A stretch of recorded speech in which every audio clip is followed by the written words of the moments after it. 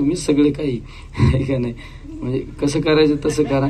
पण हे 4 दिवस म्हणले वारीच्या लोकांची गैर. आज तुम्ही आले तर आज फक्त आम्ही हे ट्रेलर दाखवलाय ट्रॅक्टरचा. उद्या तर आम्ही सगळ्या जिल्ह्यातले अख्खे कार्यालय बंद करणार होतो.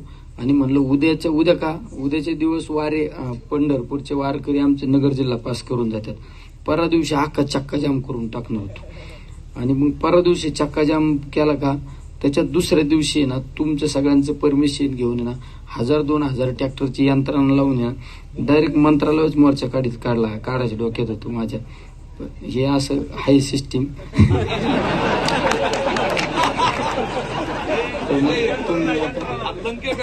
नाही पॅटर्न नाही.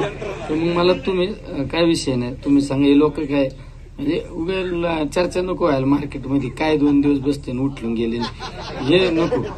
मी तर असं पण ठरवलं होतं म्हणजे माझ्या पुढे 2 पर्याय होतो. उद्या सोमवारी मला सकाळी ना मग डायरेक्ट बिना अन्न पाण्याच बसलो असतो मी. तसं काय नाही, मी लय हट्टी माणूस आहे.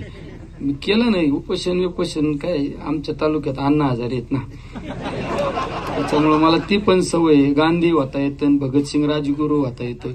माझा तर डायलॉगच आहे बरेच. मी हात पण जोडता येतात आणि भाया पण वर करतो. म्हणून तर जुळलंय ना टिकलं. तुम्ही कोणावर पण काय शर्यत लावायला काय हे काय साहेब.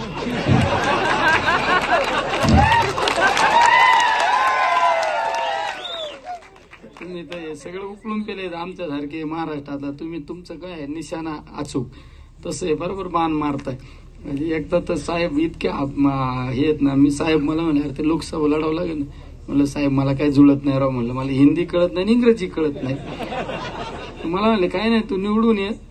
मी म्हणलं मला पर इमानात बसण्यापासूनची अडचणी का आपण त्या लॉबीत होतो आणि मी तर अवघडच आहे. ते म्हणले काय नाही निवडून ये एकदा जा शपथ घे परत जाऊच नको म्हणले. असं पण म्हणले होते.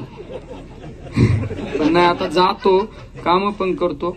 पण तुम्हाला साहेब तुम्ही विश्वास टाकला मी निश्चित आहे ना निष्क्रियपणा जे असतो ना तो शब्दच खोडून काढणार मतदारसंघात.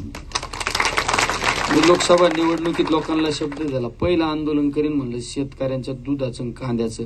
पण मध्ये आचारसंहितेचं अडचण होती. मी तर म्हणलं 13 तारखेला निवडणूक झाली की 14 तारखेला ते नाही का एखाद्याचं लग्न झालं दुसऱ्या दिवशी मांडव वारा असतो ते एकदा वारा झाला का 15 तारखेला आंदोलन करू. 15 तारखेला नगरला आलो तर मला काही कायदेशीर लोकांनी सांगितलं तू उमेदवार आहे तो एखादा गुन्हा झाला दाखल झाला की डिस्क्वालिफाईड करता येते. नको बा तिच्या आधी एवढं कष्टाने केलं. मग थांबलो मी. मग नंतर लगेच पदवीधरची लागली आणि ते 1 तारखेला 2 तारखेला निवडणुकी त्याचं संपलं. लगेच 4 तारखेला मिटिंग घेतली 5 तारखेला सुरू केलं. म्हणजे ही सगळी माझी भूमिका तुमच्या पुढे मांडली.